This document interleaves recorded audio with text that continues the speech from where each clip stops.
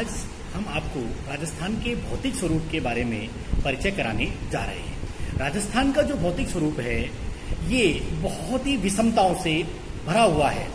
इसके भौतिक स्वरूप को हम यदि अध्ययन करें तो 4 भागों में बांट करके अध्ययन करते हैं। पश्चिम का मरुस्थल, अरावली पर्वतमाला, दक्षिण का पठार और पूर्वी मैदान। अब इनकी उत्पत्ति कैसे हुई है? तो ये बहुत ही प्राचीन प्रीकैम्ब्रियन युग की अरावली पर्वतमालाएं हैं। इनके पश्चिम में जो मरुस्थली प्रदेश है उसका जो निर्माण हुआ है वो समुद्र के पीछे हटने और नदियों द्वारा लाई गई मृदा के जमाव से हुआ है। अरावली पर्वत स्वयं अंगारालैंड और गोंडवानालैंड का जब विभाजन हुआ था तो गोंडवानालैंड का प्राचीनतम पर्वतमाला है।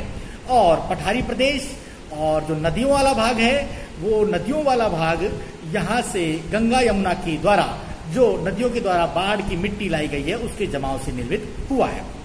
अब हम बात करें पश्चिम के मरुस्थल की, तो पश्चिम का जो मरुस्थल है वो मरुस्थल शब्द का अभिप्राय क्या है?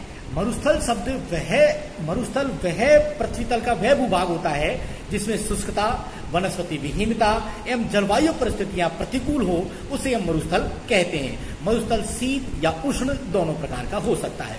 शीत का अर्थ मतलब है जहां बर्फ जमी रहती है हमेशा, और उष्ण का मतलब है जहां पर मरुस्थल हो।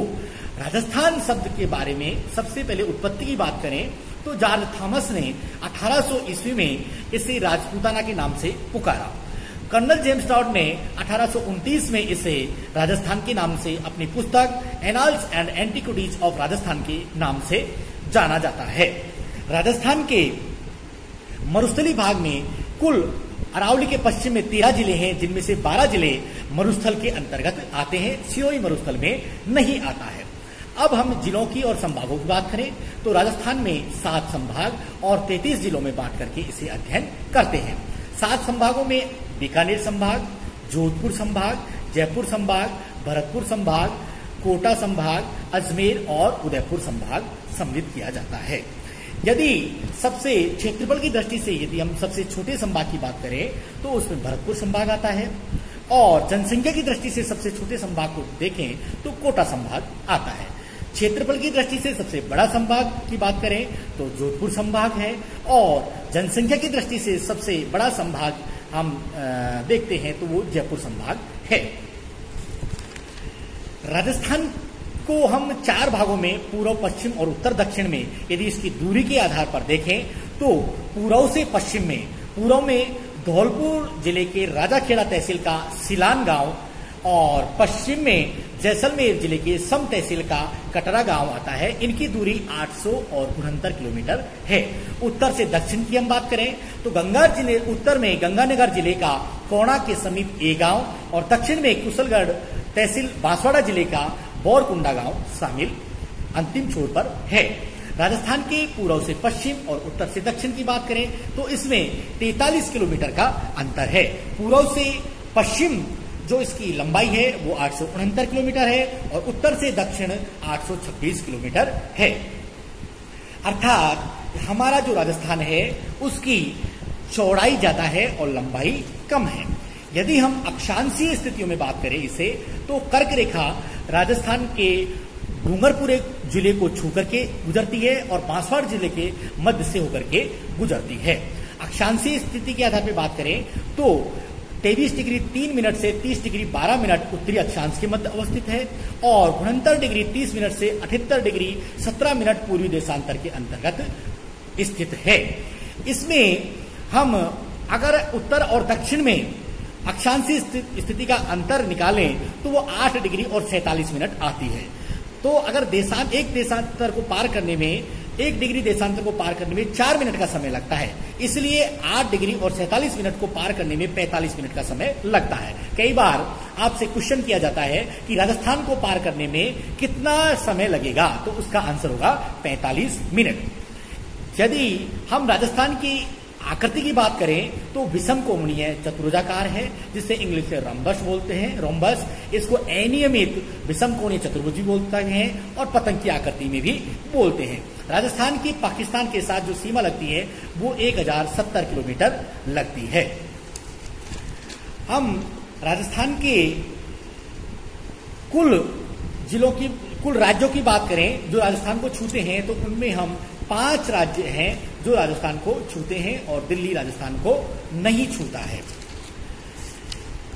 राजस्थान के राज्य पशु चिंकारा है, राजस्थान का राज्य पक्षी गोडावन है, राजस्थान का राज्य वृक्ष खिजली, समी या जाति, राजस्थान का राज्य पशु पुष्प रोहिड़ा, लोक नृत्य घूमर और राजस्थान का शास्त्रीय नृत्य कथक, राजस्थान का खेल बास्केटबॉल है। भौतिक प्रदेशों में सर्वप्रथम हम बात करें तो एक और हिमालय पर्वत है और दूसरी ओर विंध्याचल पर्वत, इनके बीच में गुरु शिखर चोटी है जो कि राजस्थान में अवस्थित है और इसकी हाईएस्ट जो पीक है वो 1722 मीटर ऊंची है। राजस्थान में समुद्र तल से ऊंचाई के आधार पर हम इसे 5 भागों में बांट करके अध्ययन कर सकते हैं।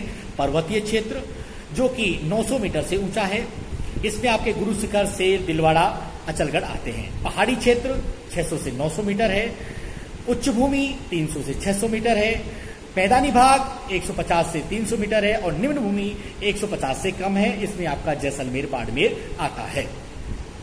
भूआकृतिक दृष्टि से बात करें हम तो अरावली प्रदेश गोंडवाना लैंड का भाग है, जबकि थार का मरुस्थल तेथिस सागर का भाग है। राजस्थान में 3 शब्द बड़े प्रचलित हैं, मरु, मेरु और माल। मरु का मतलब मरुस्थल, राजस्थान का मरुस्थल या थार मरुस्थल, मेरु का मतलब पर्वत, अरावली पर्वत और माल का पर्वत, पठार अर्थात दक्षिण का पठार। राजस्थान के भौतिक प्रदेशों की हम बात करें तो इसे 4 भागों में हमने बांट के अध्ययन किया। पश्चिम का मरुस्थल या थार मरुस्थल, इसका क्षेत्रफल 61.61% है और जनसंख्या यहाँ पर 40% निवास करती है। पूर्व का मैदान प्रदेश, इसमें 23% क्षेत्रफल है और 39% यहाँ पर जनसंख्या निवास करती है।